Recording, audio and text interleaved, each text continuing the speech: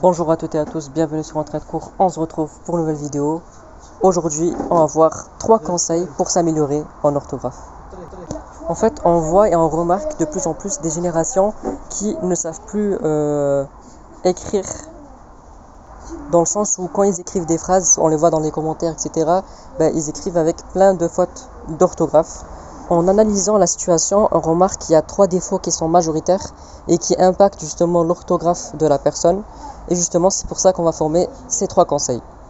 Donc, le premier conseil, c'est quoi? C'est lire, tout simplement. Lire des livres. Privilégier la lecture. On remarque qu'il y a de moins en moins de personnes qui lisent. Et au pire des cas, quand ils lisent un livre, en fait, c'est un manga. Et dans les mangas, on sait très bien que le vocabulaire, c'est pas celui qu'on utilise dans l'écriture. Et je peux vous dire franchement que c'est la lecture qui va vous faire, qui va vous améliorer en orthographe. Pourquoi? Parce que quand vous lisez, l'œil il se rappelle en fait des mots, tout simplement. Il se rappelle de l'orthographe des mots. Quand vous lisez, je sais pas moi, une ligne, la ligne elle comporte plusieurs mots. Et c'est peut-être des mots que vous savez pas de base écrire. Donc à force de lire, votre œil il apprend l'orthographe du mot. Et donc vous vous améliorez en orthographe. Donc voilà pour le premier conseil.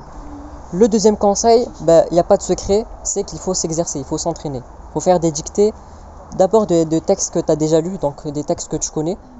Donc tu lis le texte, tu le relis, ensuite tu fais une dictée dessus. Et ensuite, une fois que tu vois que tu fais moins de fois sur des textes que tu connais déjà, il faut s'y mettre faut faire des dictées sur des textes que tu ne connais pas encore. Et c'est là que tu vas voir vraiment ton niveau en orthographe. Et bien sûr, faut pas baisser les bras, c'est pas parce qu'au début tu fais vraiment plus de 20 fautes dans un petit texte de 5 lignes que tu dois te dire que c'est bon, t'es éclaté en orthographe. Non, justement, en refaisant des dictées, tu verras que le nombre de fautes que tu fais diminue. Et enfin, le dernier conseil, c'est vérifier ses écrits et être attentif aux corrections.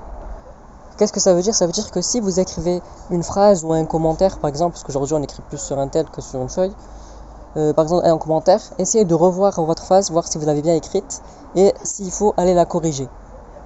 Il existe plein de simulateurs sur internet qui permettent de corriger vos textes, soit une lettre de motivation, un CV, etc. Vous pouvez toujours vérifier vos textes que vous écrivez et justement être attentif aux corrections, voir pourquoi vous avez fait faux.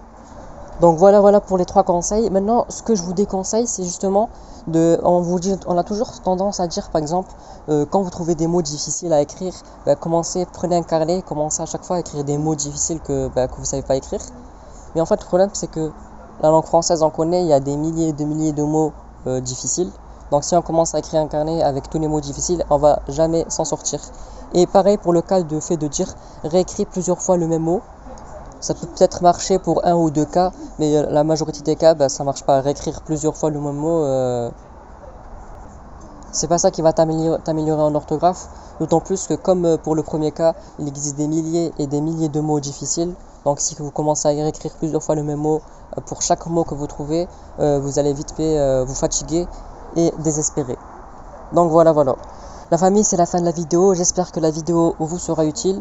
J'espère que elle vous aidera. Et puis je vous dis à la prochaine pour une nouvelle vidéo. C'était Entrée de cours.